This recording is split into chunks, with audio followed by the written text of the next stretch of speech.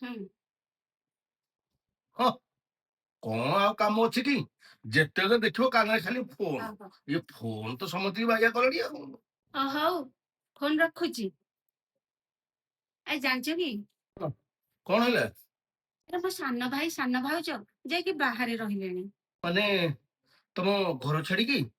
ହଁ ହଁ, ଆମ ଘର ଛାଡିକି ଯାଇକି ବାହାରେ ରହିଲେଣି। ଆରେ ସତେ ନା କମ? ଆ, ତାହେଲେ ବଢିଆ ହେଇଛି। ଆ, ପୁରା ସୁପର ହେଇଛି, ବଢିଆ ହେଇଛି। ଆରେ କଣ ବଢିଆ ହେଇଛି ବୋଲି କହୁଛ କହିଲ? ଆଚ୍ଛା, ତମ ବଡ ଭାଇ ଆଉ ତମ ବଡ ଭାଉଜ ସିଏ କୋଉଠି ଅଛନ୍ତି?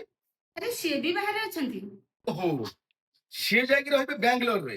ତାଙ୍କ ଫ୍ୟାମିଲି ଧରିକି ସିଏ ଏନ୍ଜୟ କରିବେ। ସିଏ ଚାକିରି କରିଛନ୍ତି, ସିଏ ଯାଇକି ବାହାରେ ରହିବନି? ଆରେ କିଏ ମନା କରୁଛି? ଆରେ ତମ ସାନ ଭାଇଟା ଏ କଣ ଛୋଟ ମୋଟ ଚାକିରି କରିଛି ବୋଲି ସିଏ ବାହାରକୁ ଯାଇପାରିଲାନି, ସିଏ ଘରେ ରହିଲା। ଆଚ୍ଛା ମତେ କହିଲ, ତମ ବାପା ମାଙ୍କ ସେବା କିଏ କରୁଛି? ତମ ସାନ ବୋହୂ କରୁଛି ତ? ତମ ବାପା ମାର ଦେହ ଖରାପ ହେଲେ କିଏ ସେବା କରୁଛି? ମତେ କହିଲ କିଏ ସେବା କରୁଛି? ସାନ ଭାଉଜ କରୁଛି। ହଁ, ଏଇଠି କଥାଟା କହିଲ। ଦେହ ପା ଖରାପ ହେଲେ ଅସୁବିଧା ସମୟରେ ସାନ ବୋହୂ ସେବା କଥା କରିବ। କିଏ ଯଦି କୋଉ ଟିକେ ଅସୁବିଧା କରିଦେଲା, କୋଉ ଟିକେ ଭୁଲ କରିଦେଲା, ତାହେଲେ ଗେଞ୍ଜଣାଟା ଖାଇବ ସାନ ଭାଉଜ। କାହିଁକି ନା ସେ ଘରେ ରହୁଛି।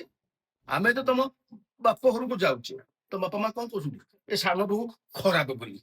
କାହିଁକି ନା ତମ ବଡ ଭାଇ ଯେତେବେଳେ ବ୍ୟାଙ୍କରୁ ଘରକୁ ଆସୁଛି, ବଡ ବଡ ପୁଡିଆ ଧରିକି ପଳେଇ ଆସୁଛି। ଏ ପୁଡିଆ ଦେଖି ତ ବାପା ମୋ ମନ ପୁରା ଖୁସି ଆଉ।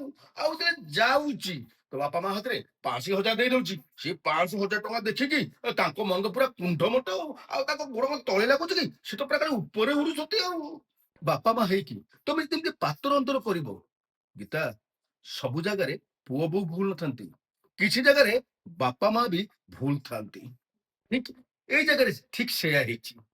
ଆରେ ସେ ବାଙ୍ଗାଲୋର ରହୁଛି, ତାକୁ ଦବ ତମେ ସିଂହାସନ, ଆଉ ଇଏ ଘରେ ରହୁଛି ବୋଲି ତାକୁ ଦବ ତମେ ଅପମାନ। ଯାଇଛି, ଠିକ କରିଛି। ଆରେ କେତେ ଦିନ ଏମିତି ଆଉ ସେ କଷ୍ଟ ସମ୍ଭାଳିବ ମତେ କହିଲ? ଆଉ ତାକୁ ଏତେ ଦିନ ନିନ୍ଦା ଦବ, ଏତେ ପ୍ରକାର କଥା କହିବ। ଆରେ ସେ ସହିବାର ଗୋଟେ ସୀମା ଥାଏ। ତାହେଲେ ଅତ୍ୟଧିକ ହେଲା, ସେ ଘର ଛାଡିକି ପଳେଇଲା। ଏବେ ନାମ ଭଜ, ଏବେ ବୁଢା ବୁଢୀ ନିଜେ ରୋଷେଇ କରିକି ଖାଅ। ଏବେ ହେଲା ତ ଦେହ ପା ହେଲେ ତମର ସେବା ସୁତା କିଏ କରିବ? ଏବେ ନାମ ନବ। ତମ ବାପା ମା ହେଇକି ଏମିତି ପୁଅ ମାନଙ୍କ ଭିତରେ ପାତର ଅନ୍ତର କରିବା ଠିକ? ଆଁ?